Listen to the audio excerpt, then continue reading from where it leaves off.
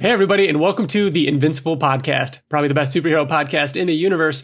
This is a show where friends sit around and talk all things Invincible, a comic book and animated series created by Robert Kirkman, Corey Walker, and Ryan Ottley. I am Ryan, and I am joined by one of my co-hosts, TJ. I got there in the end. You did get there. Took you a second, but hello. And Bill, how are you doing, man? Hi, doing great. You're not alone, though. I'm not. We have a fourth chair today. A long time coming. This is my son, Riker. Hello. Hey, Riker. So many people that have listened to this show for a while might have heard that, you mentioned Riker, and it's great to finally have him on the show to give his impressions on Super Dinosaur, something that he has read along with us for this episode. Riker actually read Super Dinosaur, I think, before any of us read Super Dinosaur like years ago, right? Yeah, I think I read it like the first issue as it was coming out, but then I didn't read much. Riker is probably the only one out of all. I think definitely the only one out of all four of us that has finished Super Dinosaur and has at one point read the entire thing. And this was something that Bill, you got for Riker when the three of us went to New York Comic Con in like 2019, right? I think it was October. Yeah, quite a while ago when we like met Kirkman there and everything like that. So you got signed. Did you have him sign him? Copy. Yeah, he signed. I didn't know that. That's cool. All four of them. Yep. Nice. Yep. So you read it a while ago. Do you like, other than Volume 1? Do you really remember anything about 2, 3, and 4?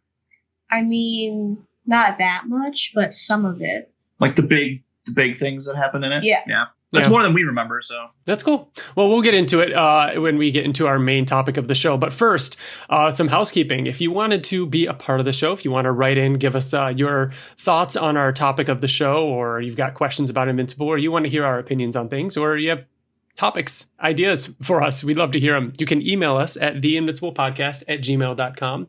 You can find us on Twitter, Facebook, YouTube. You can find our website, theinvinciblepodcast.com, where we have our reading guide, our list of all of our videos and contact information, all that kind of good stuff. We're hoping to do more videos like this.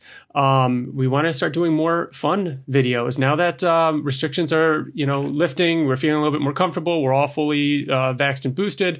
We're going to start, maybe being able to put some more fun videos out like we used to, like our old game show trivia nights, our live streams and, that kind of stuff. Art stuff. Yeah. TJ's got a ton of crazy Invincible art commissions that we'd love to show off and shout out some really awesome artists out there. And we talked about the last art live stream that we did that we wanted to involve other people to also collect art. Yes. And I'd really like to see that too. Do you like an Invincible art show? Yeah. That would be cool.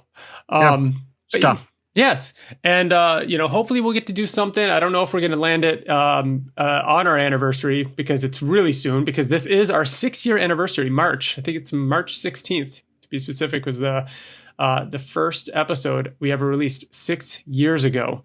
And I asked you guys last time, because this is our second attempt at this recording because it failed the first time. But what would be more like fitting for our 6th anniversary than to have to re-record an episode because we episode 110, and this is just what happens, And Riker, you're gonna get some extra recording practice in because we're doing this again.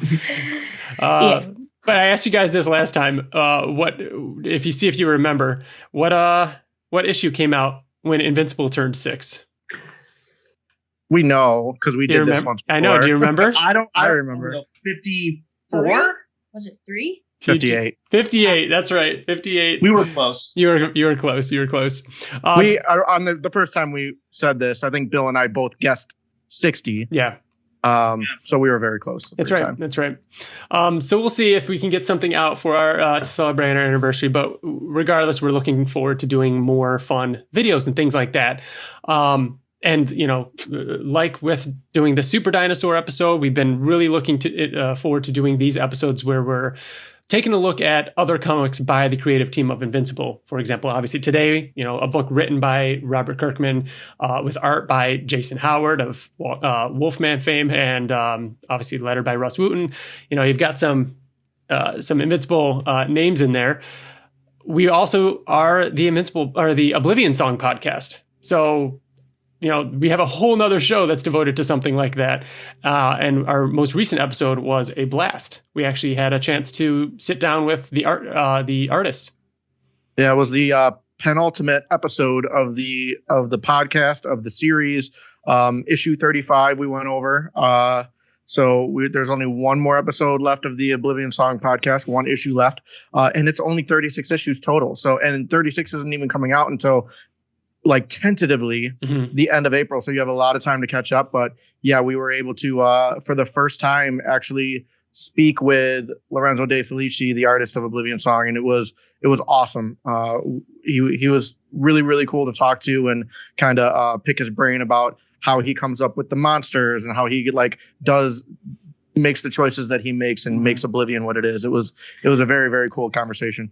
We spoil like one thing in Oblivion Song and talk about it not as much as you'd expect, honestly. Like, it was more about his career. So even if you don't read Oblivion Song, like, you should definitely go and listen to that interview, because it's just really cool from a cultural standpoint to hear somebody from not the United States that's, in this industry, like what his creative process is like. It was super cool. It was Really also pretty cool hearing his little tease about what his next project is going to be. And that was fun. Bill said that we don't spoil we spoil one little thing in the interview.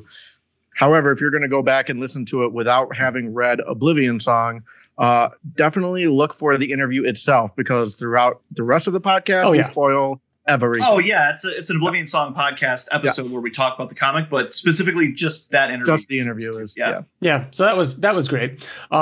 So yeah, hopefully there are more things like that in the works. I mean, we've got something else cool to announce, that we are going to be doing a giveaway this episode. Shout out to Whatnot, and doing a little partnership with them. They're going to supply us with an Invincible variant. You guys, I'm sure you've heard about them. We've been talking about them a lot on this show. Those crazy Tyler Kirkham variants that are really tough to get right now. They're so good. They're so good. They every one of them has been awesome. Yeah. In fact, on Valentine's Day, they revealed a third one, an Adam Eve one, during Big Clutch's Comics Vault live stream over on Whatnot, where they surprise revealed a Adam Eve variant for issue 2 of Invincible. So yeah, we're going to do a giveaway. We're going to be giving away the first one, Invincible, issue 1. The Tyler Kirkham variant. There's a couple versions of each of these variants. We're doing the trade dress, the standard version, the color, not the black and white, not the foil. But this one is going to be one that we're excited to give out. And we wanted to, because we really want to start doing more videos and more games and like play the Invincible Hero Clicks, all that kind of stuff. We wanted, in order to win this giveaway, we want to, promote our channel a little bit more over on YouTube. So if you want to enter the giveaway, go over to this video over on YouTube. If you're already here, go down below, leave a comment. If you're listening to this, stop, check out our YouTube channel, find this video, Super Dinosaur, and leave a comment. It could be anything you want, just anything. Let us know, and we're going to randomize it and pick one of the comments on there, and we'll reach out to you, and we'll send that issue on its way. But right now, leave a comment. Let us know like what kind of videos you want to see us do in the future, like fun things that we can do. Let us know what you thought about Super Dinosaur. Like, it could be literally anything. It can. Yep. And right now, I think we got to keep this to US only. And if that changes, hopefully it does someday. But right now, if that changes, we'll let you know. But US only. And and hopefully there's more to come. And I think there will be. So there's plenty of cool variants, especially those Whatnot ones out there. And we're looking forward to being another spot for you guys to get your hands on those. So from there, we've got a couple news items that have come out, both through Bleeding Cool within the last week. In fact, since we first recorded. Thank God that we have to re-record, because we would have missed some pretty cool. I mean, it's interesting stuff. It's good news. Yeah, the first one was that Jim Valentino's Shadowhawk is making a return for its 30th anniversary in a comic called The Last Shadowhawk.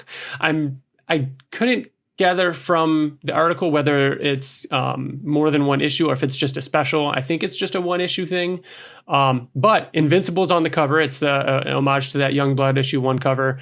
And they've said that it is going to be a crossover. Invincible very clearly looks like he's in it. Spawn, was it Savage Dragon, Invincible, Shadowhawk, like so that looks like it's going to be a lot of fun. So I'm excited for that. So we looked at it and we're like, oh yeah, this is kind of cool. But thinking about it, I mean, I'm sure that Shadowhawk is coming in. This is issue number 1, and Image. If it's a part of the expanded universe of the Image universe, then I imagine that he's coming in at this time of, what's going on in the yeah. So what is Invincible doing? I mean, he's already off world, right? That's so interesting. What are we going to be seeing him do? Is this Marky? My impression was this is going to be much like when other characters crossed over into Invincible, where it's like, it's just for fun. It's not taken out of, it's out of context. It's just or it could just be a random Tuesday that took place before he left Earth, or like, I mean, so you're saying that the timeline takes place like now, right? In the Image universe, like after. You think it's going to be? Think so. Yeah.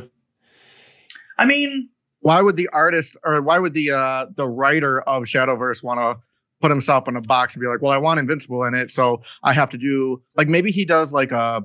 Well, I think like he had a relationship with him, and then there was a time jump in the first issue or something. Yeah, I think these kinds of crossovers are just loose fun. Yeah, like I think it's going to be like what was it? I Hate Image, the Scotty Young crossover. That was out there. But that's what I mean. I think it's going to be something just. Yeah, something like that. Not to take seriously. To put it simply, I don't think this will be canon. I think it will just be a fun crossover. At least the Invincible stuff won't be. Like if they continue the story. But even then you say why put himself in a box in that? But that means he's going to have to find a time in which Spawn, Savage Dragon, Invincible would make sense for all their universes to tie up. And Image, even the OG Image universes don't really tie up like that anymore. But no, I know. I just mean like if he's in a fight or something, and then he needs help, and then all these other characters show up. I think it makes perfect sense for Spawn to show up despite what's going on in his universe. But like for Invincible to show up, there'd be questions. I don't know. We'll see. I'm excited to check it out, though. Anytime we get some more Invincible attention. The way that the world is handling multiverse stuff right now, very loosely, I feel like they're not restricting themselves to having to make something. To have something make sense in universe anymore. And I'm fine. I'm totally fine with it. Just have a fun story. Like we don't have to, as fanboys, be like, but wasn't Invincible like in the penitentiary at this point? Yeah. Bro, who cares? Whatever. That reminds me, we're going to talk about it afterwards. If you read it, TJ, when we get to our what we've been reading, watching stuff section, did you read Crossover? No, I still haven't caught up. Oh, okay. Well, we still might bring it up later. All right. The other Bleeding Cool article in our last news item of the episode is an interview with Simon Ratchiopa, the lead showrunner for the Invincible animated series, who is now a writer, showrunner. I'm not exactly sure. I should have looked that up. On The Boys Diabolical, right? Wait. I don't think he's a showrunner. I think he's a producer or. Yeah. Well, I know he wrote one of the episodes because it is. So the New Boys animated series is, over on Amazon Prime, is anthology series where it is different artists or different art styles and different writers. I know Aisha Taylor did one and so on. But go on. I watched the first episode. Did you? Of The Boys. Yeah. What'd you think? I absolutely hated it. Oh, if I'm being honest. It was really bad. Really? But I know that it was a specific. It was actually written by Seth Rogen and Evan Goldberg. And I understand what they were trying to do, but I didn't care for it. But I know that all the other episodes, like you said, they're meant to be. Every one of them is very different than the other. Interesting. So The Boys, the main live action Boys show is. I enjoy it. I liked the second season more than the first even. And, but it is that kind of show for me where it walks a very thin line between something that I would enjoy. Cause I'm not crazy about hyperviolent or raunchy, like for raunchy's sake and everything. And it can toe that line. But so far I've been enjoying it. So obviously the cartoon, the animated series is leaning a little bit heavier into that side. At least that's what I'm gathering from the trailers. But regardless, what I'm getting at is Bleeding Cool had an interview with Simon, and they chatted, and they brought up Invincible and how it was not only on track, but seeming to be ahead of schedule and coming out sooner than they thought. And I'm kind of glad I didn't see the internet take that quote out of context to think that it's coming like now, that it's coming this fall. But I think it's safe to assume that, what we thought is probably on track, because from what we've learned, especially in the world of animation, if it comes out next year, that's pretty quick, considering they just got approval less than a year ago for a second season. So still hoping for next, what did we say? Next spring. Yeah. I think it's exciting just because the last thing we heard was Stephen Young saying, I haven't seen anything, like we haven't even started, to then. And people were very upset the next about thing that. we got is we're deep. I think he said we're deep into like production and the process of both seasons, which is pretty cool. Mm-hmm. Which is exciting. We're going to have a really cohesively like written story, that they don't have to worry about, things not lining up right. Like they can really place like a thread in episode 1 of season 2 and then have it connect to like season 3 easily because they're writing it all like at the same time. Yeah. Here's the actual quote from him. You can see all the books right here in my collection on the shelf. We're working hard on it. The one thing I'll tell people is that we've been working hard on it for a longer period than they think.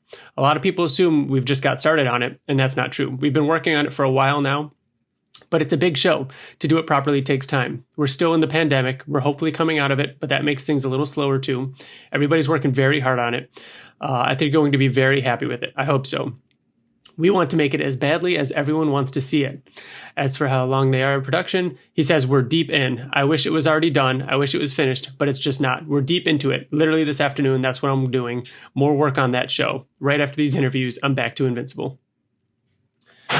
So yeah, that is exciting. That is good news. Like it is very much happening. This isn't, something that is being kicked around and it's like, oh, well, maybe, like we know that early development on these shows take a really long time, just because last we heard they hadn't started voice work, and even though we know that's one of the first things they do, doesn't mean that character designs and story and plot, and I mean, because think about it, they are doing 2 and 3 back to back, so I'm assuming they're going to try and get voice work done for 2 and 3. Would you think so? That way the animators can go right into parts of 3. Yeah, I would say that they would still do it chronologically. Like they're not going to do 2 and 3. I think they're going to do all of 2, and then as soon as they're done, they're going to start, because the script would have to be finished as well. Yeah. So, I definitely think that between 2 and 3 is going to be a lot quicker. Didn't they say that too? I think. Yeah. That's just going to be it's going to be a year. It's going to be 1 year in between. Yeah. There's all the delays that happened with COVID that I'm sure, plus they had to make sure that season 1 was going to be the hit that it was, I would imagine too. So yeah. So Riker, did you watch Invincible, the animated series? Yes. Did you? What was one of your favorite characters or parts? What was something that you really liked about it? I think my favorite character was Adam Eve, and then I think my favorite part was when Omni-Man fought all of like the Guardians. Oh yeah. In the first episode? Yeah. That was your favorite part? Yeah. Did you it know was the most shocking moment? Did you know that was like the first. that was coming? Did you know that that he was going to do that? Which is weird because I spoil like everything for it all the time. So that's exciting. What Adam Eve is a unique, like I get why people love her, but why was she your favorite character out of all the characters? I liked how she could like form atoms, how like manipulate, so her power is just cool. Yeah. Mm-hmm. Very cool. Yeah. I thought you were going to say Rexplode, because I remember you also liked Rexplode and I liked Rexplode, and I thought we were going to bond, but you ruined it. I thought he was going to say Rexplode too. I thought I like Rexplode, like obviously Mark, Nolan, like those are all like staples, that I would assume people would like. So free to pick Adam Eve. But I remember when we were watching the show, I was like, I fucking love the sound of her power. It's like the sound of her flying It sounds very like staticky, and I'm like, that's just it has like it's this it's cool. Yeah. I think that was one of the audio clips that I did for that game that I made, right? It's her power. Yeah. Yep. And I got that one right too. Yeah. All right. Before we jump into Super Dinosaur, I'm going to go over a couple emails that we've received. First one, I'll kick off with Judd. They say, enjoyed the Haunt episode. I loved that book when it first came out, especially Ryan and Greg's artwork. I bought one of Ryan Ottley's Haunt pages a couple years later, and it's still one of my favorite art pages I own. Yeah. Cool. You mentioned Saga is back. So pumped for that. A bunch of years back, my lady picked up an 18 by 24 signed and numbered Saga print for me. Since Fiona creates her work digitally, there aren't any pages for sale ever, so this print was a great way to get some of her incredible work on our walls. Also loving Radiant Black. So good. Your cameo has been such a fun touch. Which, by the way, we are in another trade paperback. Volume 2 of Radiant Black will be out this month, and we have a let's say a larger appearance in that one than we did in the first one. But it's still crazy to me that we are in a comic book. We are characters in a comic book. It's ridiculous. It never gets old. No, I love talking about it. Judd continues. Did any of you ever read Jeff Lemire's Sweet Tooth? It debuted in September 2009, 1 month before Haunt. After Saga, it's probably my favorite comic series I've ever read. So I'm going to pause there. Yeah, dude. I read the shit out of Sweet Tooth, and I loved it. I actually got I was a little late to the game because I wanted to read it before the Netflix show came out. So I got the like massive full compendium of all like, what is it, like 42 issues. And I read the shit out of it. It is so good. I love Jeff Lemire. I mean, I love Jeff Lemire. He's awesome. So I didn't read it, but I think did we watch the first episode together? Of what? Of Sweet Tooth. Remember the kid with the antlers? Oh, that. You may have even watched more than me. I think I did. Did you finish it or did you like it? I didn't finish it. No?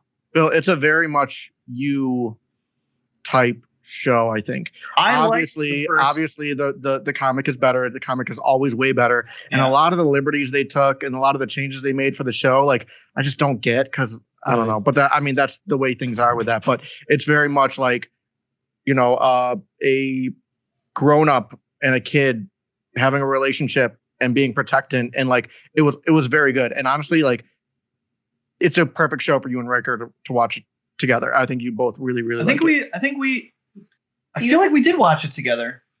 Yeah, the only part I remember is them walking down the field with the guy with the rifle. I think that's the end. Is that the end? That's the end of the first episode, isn't it? We're not going to talk about the first spoilers. episode. Yeah, episode. That's the end of the first episode. Yeah, he meets up with the big guy. Oh.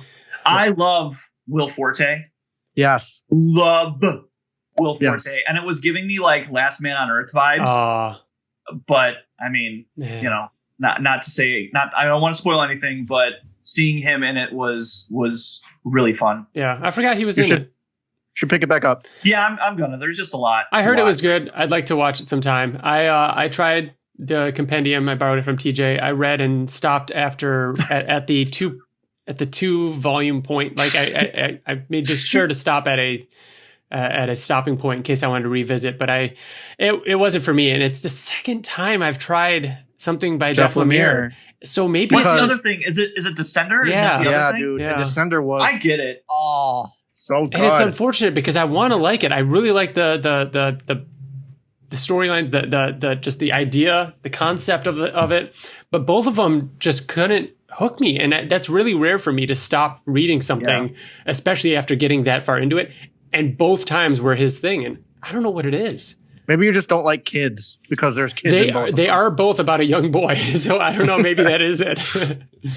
All right, so Judd continues, and you guys inspired me to make a podcast. The Invincible podcast was the first one I listened to extensively, and it is pretty much responsible for getting me into podcasts in the first place. Mine is called Art Design Music and features interviews with visual artists that make art for the music biz, album cover designs, music video directors, tour poster illustrators, music photographers, folks like that. It's been exciting, and I've had a chance to chat with the folks behind work for Bruce Springsteen, AC/DC, Beastie Boys, Blondie, Slayer, Prince, and dozens more already. Wow, that's fun. Wow, Isn't that awesome? That's crazy. I've almost dropped you a line a couple of times looking for advice when I hit a wall. The learning curve to make a podcast is huge, so I tip the hat to you guys for making it look so easy.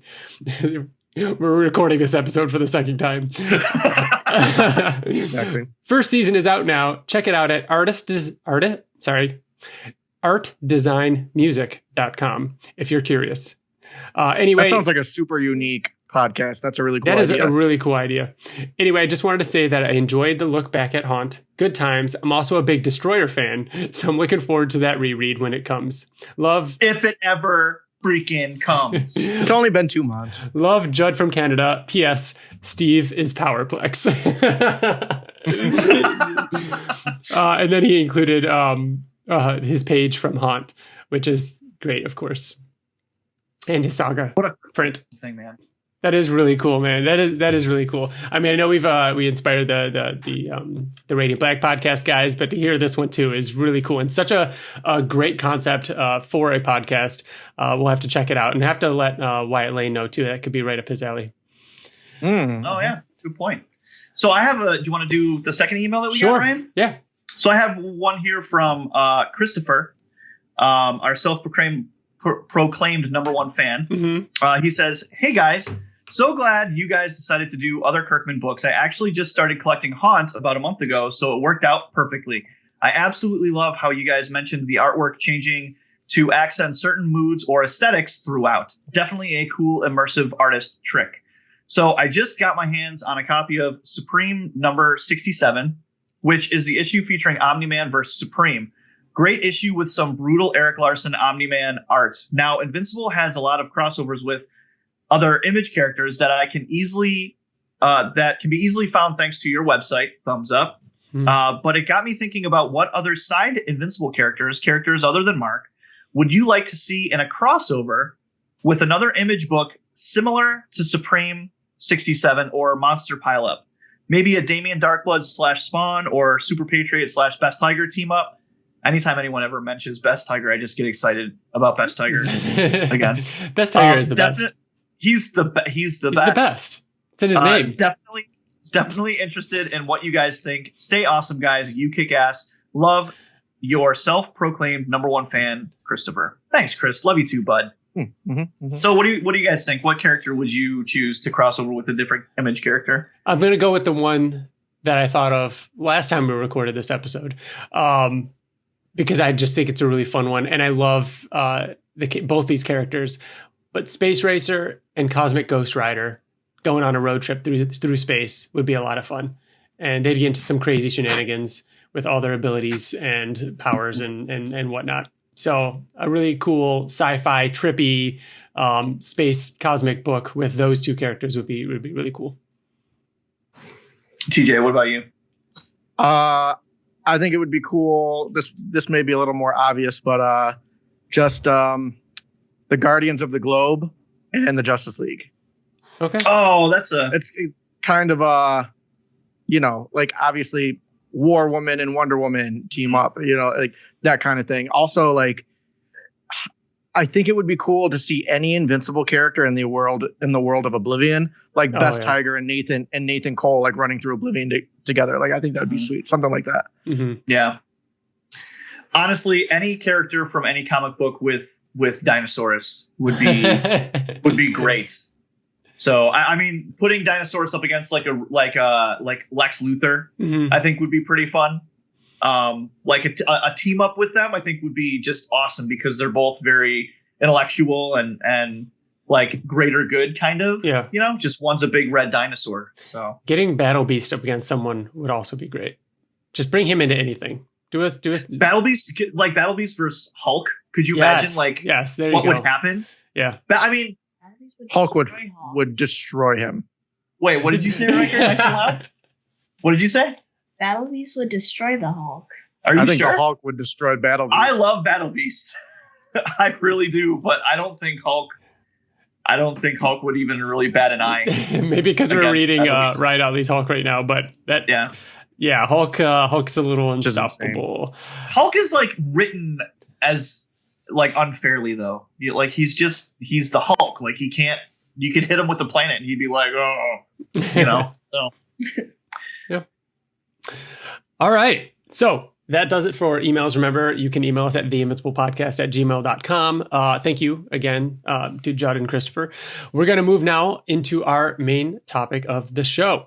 We are talking all about Super Dinosaur because it's what you voted for. We've been doing these co-creator highlights or catalog episodes, and we've been leaving it up to the community to vote on who they'd want us to dive into next. And so we'll put that poll up over on Twitter. We'll put it up probably in a few days of you hearing this, or of this being released, I should say. And, the poll will be up on Twitter for a week or at least a few days. And that will lead to what our next main topic is going to be about. Last time, it was a close one. But Super Dinosaur won out. And so here we are talking about Super Dinosaur, created by Robert Kirkman and Jason Howard. This first issue came out in June of 2011. It had a run of 23 issues, the last issue coming out in December of 2014. It's collected across 4 trade paperbacks. I remember hearing and reading, about how this comic came to be. And it had, I'm pretty sure it was Jason Howard's child who either drew or was playing with a dinosaur. I think he drew a dinosaur with a cape on it and called it Super Dinosaur. And, that was the beginning of that idea. And I think they told that story when the 3 of us went to New York Comic Con and they showed the first 3 episodes of Super Dinosaur. Yeah. Or 2 episodes. Yep. 2 or 3 episodes. Mm-hmm. And Robert Kirkman wanted to write something that was a little more fun and kid friendly and just enjoyable in that regard, and something that you can read with one of your kids, and something that was for both kids and adults. And I think he achieved that. So there's also a ton of other things to talk about with Super Dinosaur, but we're going to focus first on the comic book. And I'm going to start with TJ. Give me some of your impressions. Now, our goal was to just read volume 1. Our homework, like we wanted to just read volume 1. But if anyone read more, then that's cool too. So TJ, first let me know what you read and what you thought. Top level. I read the first volume. I thought it was good. And the first volume includes issues 1 through 5 and a free comic book day origin issue. Yeah. So I liked it. I think it was better than I thought it was going to be. But still very obviously, geared to more of a younger generation. But I thought it was good. It felt like a story that was being told by a kid, which it was, but it felt like there was like Invincible. The story of Invincible is so big and so grand and and huge, and there's a lot of sinister stuff happening in the background, but it's being told by a child. And that's what it felt like, especially when he was talking about his dad and the betrayal. Because it's narrated. But it felt like there was an adult version that could have been told of what happened with his dad and his partner that betrayed him and did all that stuff. So I thought it was really good. I thought that the names of the characters was my favorite part of the a dinosaur, a villain dinosaur with axes for weapons and named Triceratops. That's so good. Brachiosaurus, Pterodactyl. Yeah. Squidius. Yep. All those were. Squidius was ridiculous. Perfect. They're so good. I enjoyed it. I thought it was good. How about you, Bill? I didn't really care for it. I mean, it's not made for me.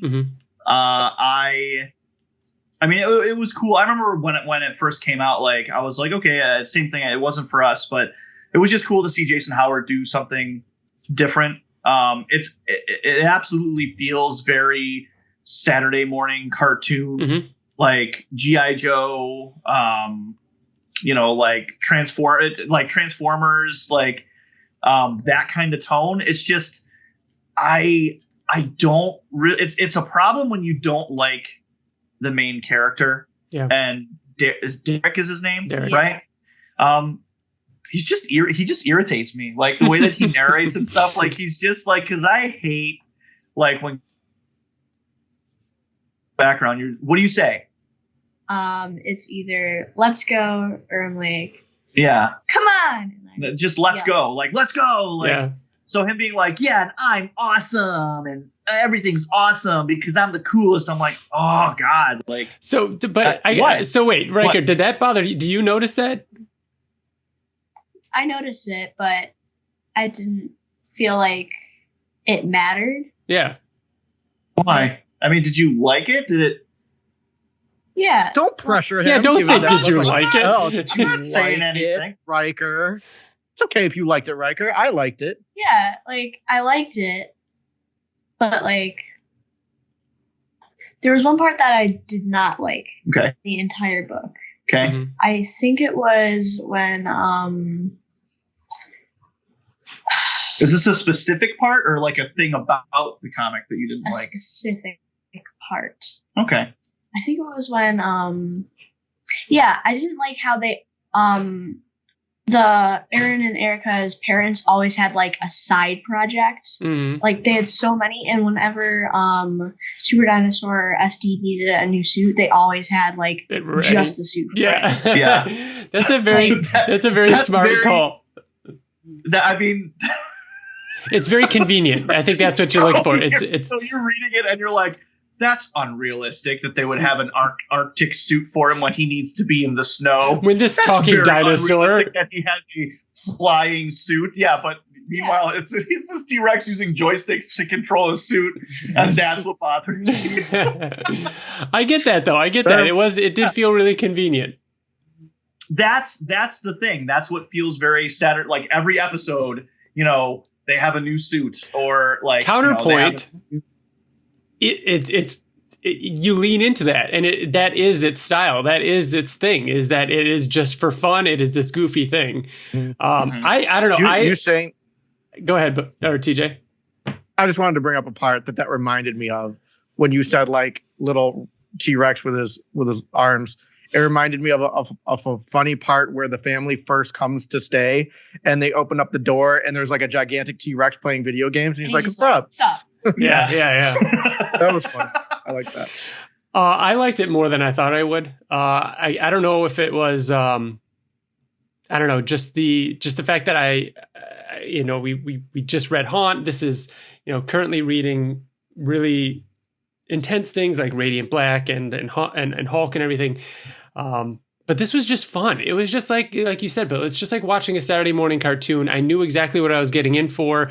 And like what TJ was saying, there is some mature undertones that you could see, like Robert Kirkman being like, okay, so there's going to be some messed up stuff. There's some messed up origin in there where they could have easily made this an adult comic. They could have easily made it into that. It has its bones where it could have done that. But instead they wanted to do this thing. And I think it works really well. And then they combine it with that G.I. Joe cartoon type thing. Yeah. It's definitely not just like a hollow, like stupid idea. Like a kid, like there is a backstory. There's a lot of like interwoven histories and stuff like that. So yes, to your point, it is Kirkman-y. Like he put a lot of time and effort into creating this story, but I mean, on the surface, it's just not for me. But it's still, but it's not bad. It's not bad. It's just not for. And I agree that again, I was just saying my least favorite part, and I honestly believe the thing that holds it back the most is the main character. I mean, Derek was a little too much. I get that he's young, he's a kid, but it was a little too much. I wanted him to be turned down a little. Riker, did you like the main character, or like did you not care about him? Like what did you? Because I can relate to him. Like I do that sometimes too. Yeah. So you actually liked the main character? Yes. Because you could relate to him? Yes.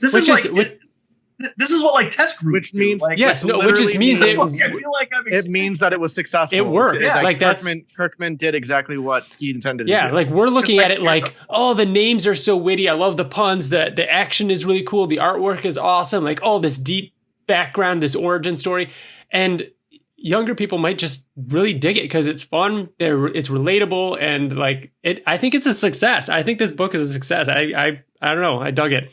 What were you about to say, TJ? Just like again, kind of going back to like it felt like if Marky was explaining everything that happened, he was like, oh, like my dad and my grandpa were the two greatest superheroes in the world, and with that makes me awesome. And it's like it feels like a kid telling a much grander story. Yeah. You know what, TJ? There are moments now. Oliver is very mature for his age because of his insect background, but there were parts in Invincible where Oliver would talk like Derek, where he's like, "I'm the best," or like you know when he's like fighting he's fighting people in his costume. Cocky. He even said, very cocky, very and himself, and I remember then I didn't really it's so care funny for that attitude. That Bill is like on screen right now, realizing that that's how kids talk. that I hate children in front of my child. Like your son is like, yeah, Dad, I talk like that, and he's like, wow, Oliver talked like that, and Derek talked like that. And it's like, wait a minute, Marky talked like that. Wait a minute. Yeah. So TJ, we'll start with TJ. TJ, if we had to give it a rating, let's say 1 to 5, 1 to 5 dinosaurs. How many dinosaurs would you give it? 3.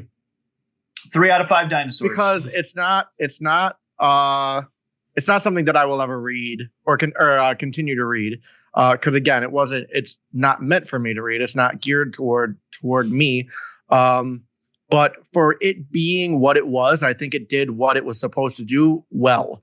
There were times that I laughed in it, and I enjoyed the story, more of the background story that was happening. Like we talked about, like there's something bigger going on in the background. I enjoyed all that type of stuff. I'd give it a 3 out of 5. Okay. Ryan, how many dinosaurs would you give it out of 5? I'd go 4 out of 5. We've talked about, I enjoyed it, I think, a little more than TJ, in that it was fun. If I had a son at that age, I would absolutely be reading it with him, and it'd be, I don't know, I enjoyed it a lot. In terms of how would I rate this for our listeners who are fans of Invincible? I would give it 2 dinosaurs out of 5. So I mean, it's not bad, but in terms of like, do you have to read this thing? No, I'm going to give it a 2 out of 5. It's not necessary reading. Yeah. However, how many specters out of 5 would I give Haunt? I would give that 5 out of 5. But minus the last. All right. So a listener is listening right now. They don't like gore, and they have two young boys, 2 young kids. Are you going to recommend? Like gore, are you to the Invincible podcast? Are you going to recommend them Haunt? I mean, I'm just saying they're both very different things that I think are attracting a different audience. I think Haunt that versus Super Dinosaur. I think that I want to see. Yeah, there you go. I think that. Like we talked, I mean, on the episode that we recorded last week that you'll never see, we talked about why people voted for Super Dinosaur over other things. Yeah, that was kind of weird. And I think that it's one of 2 things. It could be, like Ryan saying, it's something that, they enjoy with their kids, and they're looking. And we got a lot of responses that said that. Yeah, or it's Invincible fans that confuse Super Dinosaur with dinosaurs. Those are the only 2 options. The only 2 options. You know what happened. That's it. There are no single. I want to know. I actually love Super Dinosaur. I actually want to know if there were anybody that voted for Super Dinosaur because they confused Super Dinosaur with Dinosaurus. And if you did, let us know. Put it in the comments. I want to know in the comments. There you go. Did we do a character look back at Dinosaurus? Did we do that yet? Oh my God, man. We did a handful of those, especially in the first couple of years of this podcast. We would do, what did we call them? Just like character breakdowns, like our character spotlights, where we would go all in on an character. We definitely did. I'm pretty sure we did. Definitely did. Why, are you ready to do it again? I'm ready to do anytime, every Volume episode. 2. This is now. This Just is go now, back and re-listen to that podcast. This is now the Dinosaurs podcast. God no. I wanna go through the list of things that I wrote down as I was reading this, just in case there's things that we want to touch on before we move on. Yes, right off the bat, the very first thing I wrote in my notes here as I read Super Dinosaur was the word awesome. It's a little too much. Riker's face, like it stood out to me. I mean, and that's just the way it is. And I say awesome a ton, but I don't know, just reading it that much was a lot. The action was insane. I don't think we are talking about Jason Howard enough. This felt like early days of Astounding Wolfman, and we are huge fans of his work. Yep, there's one right behind TJ right now. That's Ottley, though, isn't it? No, that's Jason Howard. Yeah. That's a Jason Howard cover? Yep. Oh. Mm-hmm. He does such great work. He's actually got a few things coming up. He's doing a Flash tie-in book. We know that at some point he's got Code with Robert Kirkman coming out. Batman? He's doing something with Batman? He's doing, what was it called? Batman, something, shoot. I thought I wrote it down. Urban Legends, I think it's called. Yeah. Batman Urban Legends 15. But anyways, we love Jason Howard, and I don't know, man. Turning the page and seeing like a full page spread of Super Dinosaur with wings shooting rockets at a flying pterodactyl while a kid is hanging on by like the neck of that pterodactyl. Like, it's just you can imagine Jason sitting there with a smile on his face, being like, "I'm going to make this as like ridiculously fun as humanly possible." Not only that, and he's not only drawing it, but he's coloring it. Like this book just pops when you flip through it. It's really great. Did we get Riker's rating? Oh yeah, how many dinosaurs out of 5 would you give it? Dinosaurs is in like just how many out of 5? Stars, yeah, but we're calling them dinosaurs because we're witty and cool. 4, I guess. 4 dinosaurs out of 5? Oh, yeah. You liked it that much? Yep. Almost perfect? Almost. Okay. I agree. Cool. Other things that I wrote down, obviously great action, the witty names like TJ had brought up in the beginning. I like the plot of Inner Earth and the discovery of the dinosaurs and the 2 scientists and the Dinor and all that kind of stuff. I thought all of that was really mature, and Super Dinosaur biting off his Max Maximus's arm, and the memory loss I thought was a good foil, and the later reveal at the end of the first volume that Max Maximus did in fact do that to him. It wasn't just him getting older or something like that coming on. So that was an interesting plot point. The Exile was a really cool villain. We know very little about him. Don't know what he is or what's going on with him. But I thought that was a cool. Riker does. Do you? All right. Don't spoil shoot! He knows. I will say that. I mean, it felt very childish because that's what it was supposed to be. But when Exile came in, that level of threat felt a little more heavy. Yeah. I actually really liked that. Plus, his name just seemed like our generation of like comic book villain, and he didn't have a funny name. It wasn't made to make you laugh. It was made to make you like, oh, this guy's in exile. See, and he kind of looked like Doomsday in his. Do you guys remember the Doomsday movie, Doomsday vs Superman, the animated show or the animated movie? I remember the movie. I don't remember. Doomsday he was in like that. Like he was totally covered head to toe, and he had like the 3 holes on his. Do you remember this at all? He only has 1 hole. Exile does. Exile has one yellow hole. You're talking about? Does he have? But does he have circles down his armor? Yeah. I think he has them on him. Yeah. Just one like. Yeah, it looked very Doomsday before Doomsday broke out of his like restraints. Got it. We talked about all the different suits and that G.I. Joe kind of feel. I thought that was really cool. We talked about this last time when we first recorded this episode. Super Dinosaur wishing he had friends was a really mature thing to throw in there. And like it started to, I don't know, lay the seeds for something that might come up later on and show some depth to that character that is not, initially seen on the surface when it's talking about how cool everything is. The Aaron Erica thing, with Erica being bad and causing a lot of issues, with what was going on was cool and unexpected, I thought. The Project X Raptor, a giant raptor, the fact that it's like, okay, yeah, so Super Dinosaur exists because we have the technology to make this T-Rex smaller and smarter. So therefore, we also have the technology to make this raptor giant and dumber. And him, attacking the mechs. So the end of this volume going just full, kaiju in a way where we've got these crazy mechs suits that can then transform into one bigger one and fight this dinosaur. Crazy cool action. Mm-hmm. Come on. I don't know. I thought it was fun and unexpected. I did not predict that this was going to go that way. Mm-hmm. And then, of course, the Your Wife, Derek's mother reveal at the end of volume 1. And that, I don't know, I thought that was a very cool tease for some mystery to be further in the issue or in the series. Yeah. That was kind of fun. And that was cool because it's not like they just forgot about her. Because when it was brought up to Derek, like, what about your mom? He's like, who? Like, it's not like he started questioning it. He was like, oh, yeah, wait, I did forget about it's like they just had the part of their brain that knew that she was a thing is like gone. Yeah. So that was kind of fun. Cool. Yeah. We got one comment today, actually, over on Twitter from Anthony Bachman that says, as the guy that named the letters page, all I can say is I love it. Super Dinosaur is a fantastic book and one of the funniest things Kirkman has ever done. And the Howard art just sings. This is the book I give out to nephews when they get to reading age. #Mailosaurus text, which is the name of the letters column at the back of the That's issue. Hilarious. So well done. That's pretty funny. Yep. I think we next need to talk about the show. So we went to New York Comic Con to talk about or to see the first 2 episodes of the Super Dinosaur show. Bill, you went up and asked a question. What are your thoughts on the show from what you remember?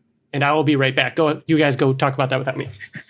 So the show did cool things. Like I remember I liked the voice of Dinosaur. Super Dinosaur. I almost said Dinosaurus. I liked his voice. He seemed very like Michelangelo to me. Yeah, like Ninja Turtles, Michelangelo. Yeah. And then the animation was pretty cool where they did like a lot of out of frame, like it was like widescreen, and then they would have action come out to make it look 3D. They did that a lot.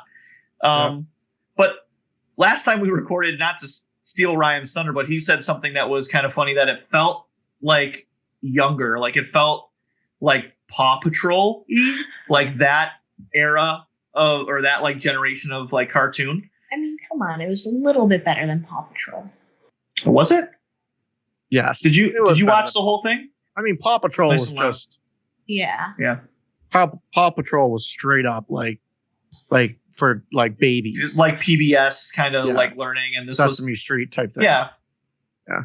But I remember the voice of, I believe, Super Dinosaur was there when we were asking questions, right? He went up to ask a question, and then I can't remember what he asked, but like people laughed, and he was like, and then they introduced him as the voice of Dinosaurs. Yeah, or Super Dinosaur. See, it happens.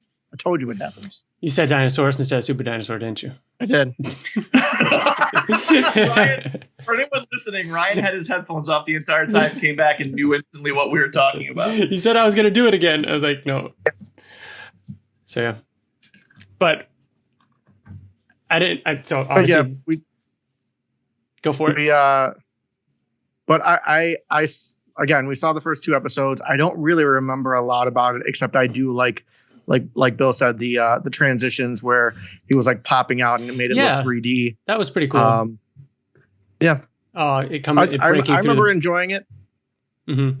I watched the first 12 episodes kind of casually, just on in the background once it was released on Amazon Prime, which it's now only on Tubi, Tubi. And, I remember just checking it out to, see what it was like. And it was a good background thing in the morning while I'm getting ready for work. And I remember the end of the first 12 episodes was kind of like their halfway, mid-season finale type thing. And that was pretty much similar to where volume 1 ends. And I never did watch the other half of the season. I don't think they've continued it. That's all that they ended up making. It was, whereas the comic is a little more, has a wider range for audiences. I think it can be more appreciated by both adults and kids. I think the show was, wisely targeted towards kids. I think it was, they had to pick an audience with that one. I don't think it could have been done any other way. So it is a little bit more, Paw Patrol, it is more kid focused, and very young. And I think it goes much younger than the comic even goes. So, like how Bill feels, I think, about the actual comic, I feel that way about the show. It's just not quite for me. But definitely something I would put on, if I had kids of the right age. It was cool that Jason Howard actually wrote some of the episodes, or at least one of the episodes. I know that was a credit in there. So that's the show that came out along with the show, because I want to say it initially launched in Canada. I don't know if it was because it was a Canadian production company or what, but in Canada, especially Canadian Toys R Us's, they had the toys. They made action figures based off the animated series, and they actually looked solid. Like, they looked legit, like really nice action figures. And there was a set that Skybound sold through their store, like a nice boxed set that you could still find every now and then. But that looked really neat. So it's cool that there is merch out there. They've got a coloring book that's based off the first issue, like where they turn it into black and white and make a coloring book out of it. There was an app, like a tower defense kind of, RPG type app, game, based on the animated series as well. So they went hard into it. I think they took their shot at it. And, one of the things that we didn't mention, because we didn't really talk about, was that one of the downsides that I see when seeing Super Dinosaur talked about online is that apparently it didn't reach a complete conclusion. Like, I get the impression from what people are saying that it didn't finish, like it was left on a cliffhanger. And I know years ago, at least, Robert Kirkman would say during panels or interviews or when it came up, that they would love to finish it someday. So that is one thing to be aware of if you are looking into reading it, or that it might not have a completely satisfying ending because of that. So yeah, that does it for Super Dinosaur. We will be talking about whatever the community votes on next. That will be a poll over on our Twitter page. You can check that out there. What do you guys? I don't know. You guys want to ask for any votes? You want to try and sway the vote here? What do you want to see next? What I'm going to vote for. Yeah. And I am 1,000% voting for Destroyer for many reasons. A, I remember being so surprised by it when I read it the first time, and B, I remember nothing about it. So I remember really liking it, and also I don't know why. So I'm curious. That's something that's going to be interesting, because we don't know. Like, I really am curious to see if we like it as much as we remember liking it. Yeah, I feel the same way, but I felt the same way about Haunt. I thought that I was going to like Haunt more than I did doing the reread. I still liked it, and I know that Haunt only gets better as you continue to read it and get past the first volume as well, just like anything. But yeah, I'm hoping that I like Destroyer as much as I remember liking Destroyer. I mean, that was a long time ago. But yeah, and I think I will, because it is one, unlike Haunt or anything else, like unlike Super Dinosaur, it's one full story. Yeah. It's its own thing, not connected to any other universe. Right. And I think the votes also come down to just who's read it and who hasn't. I mean, if you haven't read it, you're going to vote for something that you have read. True. You know what I mean? Over something you haven't. But I mean, think about people should definitely read it. Yeah, think about this. If you haven't read it, read it and vote for it. Yeah. You know what I mean? Like, this is a good opportunity for, if we have a list of things, if you haven't read Haunt, at least read the first volume. If you haven't read Super Dinosaur, it's a little book club. Yeah, I mean, it's that kind of thing we're trying to do here. So there's so many other books too, though. Yeah. Like Destroyer. I think we all love Destroyer and we want to do Destroyer eventually. But Grizzly Shark. I'm excited to check out Kirkman's run on Ant-Man. I think that's going to be interesting. Ant-Man, yeah. X-Men. I haven't read any of those things at all. It would be my first time. My first forte. Yeah, Kirkman did X-Men. Trees. We talked about Jason Howard. Reading the first volume of Trees by Jason Howard would be cool. Like little things. There's a lot of like, Invincible related, creator stuff out there. So we'll put that out there on the poll, and we'll see what happens. And who knows? Maybe one day it'll get to the point where all 4 options are Destroyer because we just want to talk about it, and and that's what's going to have to happen. All right, let's go ahead, Bill. I was just gonna say, talking about other stuff. I feel like one of the guy who wrote Twitter, like once nephews reach a certain age of reading, like that's what he does. And I feel like my first thing is like Invincible and like movies that come out, like things that I maybe I'm just a bad dad. maybe you bought him Super Dinosaur. You did do Riker, the thing. Riker, how old are you? 11? Yeah.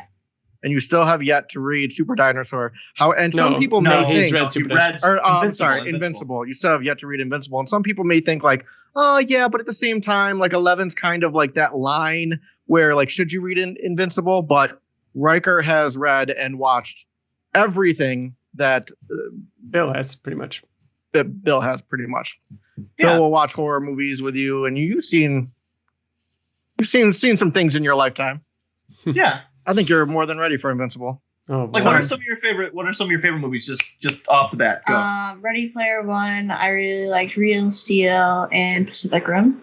Cool. Okay. I mean, those Real are. Steel was on TV this morning. I watched about half of it. Making me out to be a better dad than I actually am, because those are like the like. He's like Amityville Horror, Texas Chainsaw Massacre, Saw 3. No, it's not those ones. No. I'm just kidding. Yeah, and all the Alien franchise, you've seen all of them. Yes. So, there's those ones. Those staples, like those ones that are important. We watched Midnight Mass with Riker. Jeez. Yeah, Riker watched all of Midnight Mass. I won't even watch that. Yeah, and Bly Manor. Didn't you Ryan won't even watch that, yeah. Bly Manor, yep. Midnight Mass was a lot less scarier than Bly Manor.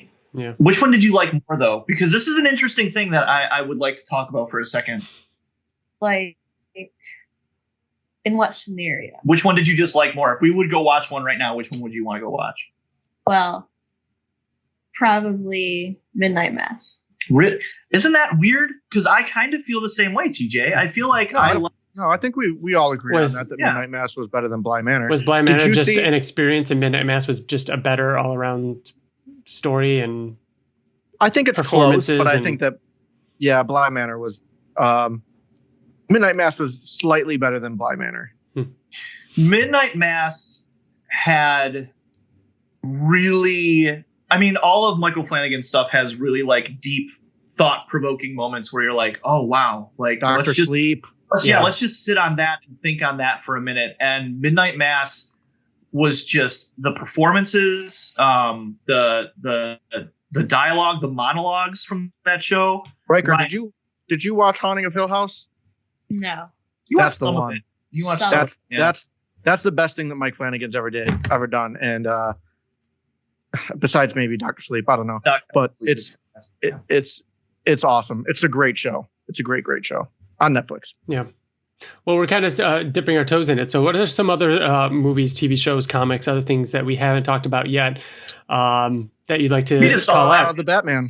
We just saw the Batman. All right, so it's still a little early, so some people out there might not have seen it yet. So spoiler free, if you want to give your impressions, go for it. TJ, you can go first. I loved it. I thought it was great. It was exactly what I thought it was going to be, in the sense that it was going to be more story driven, less action. I think that. So I was avoiding everything, right? I saw the first. Come on, Oliver. I saw the first trailer, like the teaser trailer, and then I saw the first full trailer, and those are the only 2 trailers I saw. Didn't see the second 2 trailers, didn't see any clips, and still it was way too much. That second trailer was like all the big epic points of the movie, and I think that because I thinking back on the movie after having seen it, the chase scene, the Batmobile chasing down Penguin, that should not have been anywhere in the trailer, because I feel like it took away from how epic that scene was. That was such an amazing chase scene. Yeah. But like you're watching it and you're like, oh, I already know how this ends, and it's like, but yeah, go like also like the intro, him.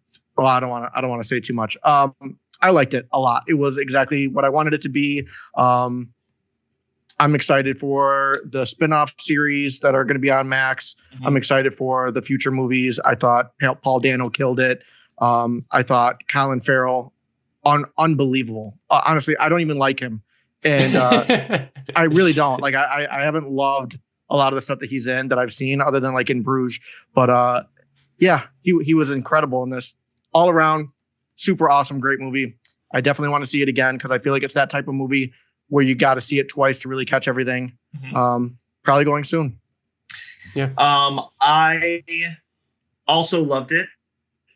I disagree with you, TJ. It had way more action in it than the Christopher Nolan trilogy did, in my opinion. No way. He fought First of all, Batman literally is Bruce Wayne is rarely in the movie. It's all Batman, and he fought way more times. And there were more action scenes in this movie than there were in. It was also a lot longer Batman too, movies. so I could see where that's true. I don't think it's. Yeah. I think it's close. It could be either way, in my opinion, but it's close. So here we go. Just high level. Favorite Batsuit. Favorite Batman. Christian Bale was my favorite Bruce Wayne when he was in the Batcave, though. Not when he's like being the playboy, but when he's being just like normal Bruce Wayne. He's my favorite. I still can't figure out if it's my favorite Batman movie compared to like the Nolan ones. Mm-hmm. It's close. I have to think about it a little bit more. But there were moments, man, that were just there's only one other movie that made me say I can't wait to watch this again within literally the first 5 minutes of the movie, and it was Star Trek. The Star Trek reboot. It had a great intro. Yeah, the intro was unbelievable. Like, what better way to set up your movie? Like, this is my Batman movie, guys. This is what it is. And I literally looked over and I was like, this is fucking awesome. Mm-hmm. Like, and nothing happened. And I was just like, this is awesome. Gotham City is the best Gotham City as well. Yeah. Yeah. So it is great. I loved it as well. I mean, we've talked a lot about this movie with each other over text and everything over the last several days, and like I've said before, it's much easier to call out the one or two things you didn't like because the whole movie is just so good and we loved it so much that those couple of things that kind of stand out look bigger in comparison to what an achievement I think this movie is. And it was so great. So it is like, I don't want to just call out the things I didn't like, but I mean, just all the acting, the performances by everyone were amazing. It's hard to talk about it without spoiling, so I'm just gonna say I loved it. There was a couple of little things towards the end that I wasn't crazy about, but I think overall that pales in comparison to how great of a movie it is. So yeah, I think that if and when the sequel happens or gets announced, that the things that we didn't like, they're gonna figure that tone out. Because what I didn't like, what Ryan you didn't like, and I think what a lot of people didn't like is there was a tonal shift in it. So, but for me, it wasn't even so much the tonal shift. It was more of why that happened and motivation. Motivation, it just didn't add up. And yeah, again, I liked that it got there, and I liked what happened when it got there. But overall, that is kind of small in comparison because what it resulted in was fine. It was great. Again, I'll say that I do think that this is a movie you got to see more than once to catch everything because it's so story driven. But I think I was going to make another point and I forgot what I was going to say. But yeah, I don't know. It's definitely a movie you got to see, I think, a couple times. Yeah. Exciting to really get the gist of everything. And it's exciting that it's coming to HBO Max in like a month or something like that. Yeah, 45 days from the release. Yeah, that's pretty cool. What else within the last bit? Obviously, Radiant Black. We've talked about Ryan Ottley, Donny Cates' Hulk. I finished Succession. I'm caught up on that. Oh, you finished it. I finished it. So how do you feel about this show as a whole? I think it's honestly like I loved it. I absolutely loved it. And I thought that the last season, I was watching the 9th episode, thinking that there was a 10th episode. Right. And I'm like, oh shit, like it's over. Like I wanted to go to the next episode. And yeah, I was, disappointed at that. But I think it's amazing. I like how it's just the story is so good. It's just character driven. That's all it is too. And it's just great story. You don't need a bunch of flashing lights and all like explosions. It doesn't need to be like some big grand thing. It's a story about business. It's a story about awful people. A family. Yeah. I was just about to say that. I was just about to say it's a story about a family of absolute horror, like horrifyingly awful people. Like there's not a single person in the show that is a good person. And even the people that you want to like, you'll be like, oh, I really like this character. And then they'll do something awful. And you're like, oh, don't do that. So that's a great segue into why I had a little bit of a hard time with it. It was an amazing show. It deserves all those awards that it's constantly getting. But man, especially after a long day, it's like, man, all right, so I'm going to watch an hour-long show. And they felt like an hour, if not longer. Really? Oh, they felt so long to me. And each one was kind of like, all right, here we go. Let's watch these awful people. And it's so but it was good. It was really good. And I did enjoy it. Katie liked it more than me. The one that stood out to me, I think it was in the first or second episode was, and I won't go into detail about what it was, but the baseball scene. Mm-hmm. Yeah. Oh my gosh, dude. I know. So that will stick with me forever. Yeah. Yep. Let's see. Anything else? Riker, what have you been reading lately? Riker, what are you watching? Yeah. Or reading? I'm reading Percy Jackson. Nice.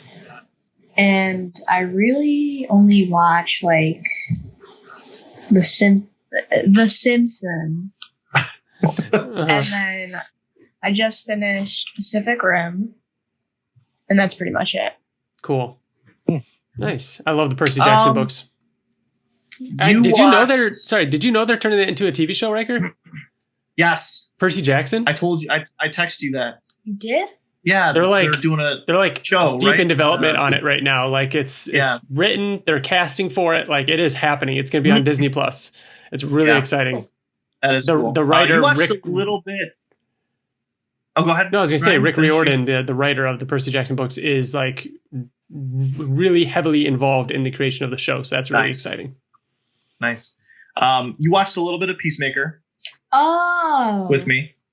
Yeah. It was highly inappropriate. So you didn't see. I need to start that. A lot of the inappropriate stuff, but like Ryan, to your point, if a show is good, regardless of whatever kind of hyper violence is in it, it's still good. And that's I agree. I did not finish The Boys. I felt like some of it was just, for the sake of gore, and for the sake of like something crazy happening. Yeah. Whereas Peacemaker, it's just like Peacemaker. My God, the more I sit on it, the more that show was just. I'll be starting it soon. What a labor of love. And the cool thing about it too is I hate when a show is created by this director or this really well-known guy, and then he only does like the first 2 episodes. Mm-hmm. James Gunn literally wrote and directed every single episode in that show. So there was so much consistency on how good it was. Can you imagine going back in time, 3 years or so, maybe 4 or whatever it was, and being like, James Gunn is going to take over the industry right now with the kind of quality and the stuff and how well received the stuff that he's putting out is, because he was just absolutely shunned for that period of time in what was absolutely ridiculous. And I remember us talking about it on the show and everything. So that's amazing. It just goes to show that people are ready for different, they're ready for something they've never seen or experienced before, and I mean, the intro of Peacemaker alone is okay, I get what kind of show this is. Right. Bill, you said that that shows that have a lot of gore, but if it's a good show, it's a good show. You don't feel that way about The Boys, that despite it having some unnecessary gore and definitely more than it needs, and it's just for the sake of having gore, but the story itself you don't think is there? I just didn't care. Like it didn't capture me, and I know that I'm maybe like the small percentage, but I started watching. No. I don't remember anything about season 1. I started watching season 2 and I didn't finish it. I was just like, I don't even care about anything that's going on. Like do something. Tell me what the show is about. Like as opposed to these heroes doing bad things. Like it just didn't go. It didn't go in a direction that I wanted it to go in, I guess. It's about superheroes taking down a major corporation that's taking over the world, but doing that in a very political way because they know that the most powerful superheroes in the world are at the head of that business. So I don't know. I mean, obviously, me and Ryan, we talk about how we like The Boys, but it's not like the best show on TV. It has its issues. And I don't think you're crazy. You're crazy. No. Yeah, you're not crazy for not liking it, but there is. I think Ryan and I think there is good to find in it, and I do enjoy a good chunk of it. Yeah. And I will say, a solid 10% of my enjoyment out of season 2 came from the repetitive use of Billy Joel music, and it is fantastic. Yes, it's awesome. Well, the main character, if I remember correctly, doesn't he like love Billy Joel? Yes, and that's like a quick little thing in season 1, but in season 2, like they lean into that, and it's really fun. Yeah. It is really good. I also loved the way the second season ended. Yeah, it was very cool. Yeah. So, we'll see. All right, so that's going to do it for this episode 110 on our 6th anniversary of the Invincible podcast. Remember, we have our giveaway going on. Leave a comment below on this episode for a chance to win that What Not exclusive variant of Invincible issue 1, the Tyler Kirkham trade dress cover. And keep an eye out for our Twitter page to have a poll for what our next episode is going to be, as we continue this co-creator catalog, as we dive into all those volume 1s from people that had an impact on Invincible. Remember, you can email us at theinvinciblepodcast@gmail.com. Find us on Twitter, Facebook, YouTube, all that good stuff. And shout out to Wyatt Layne, who provided us with this awesome intro and outro music. Thanks again for listening, everybody. TJ, Bill, Riker, thanks again. I'm so glad, Riker, you got to get the true podcasting experience of recording and then having to re-record the thing we just did. So thank you guys for joining me. Thanks for having us. Until next time. Okay. Bye.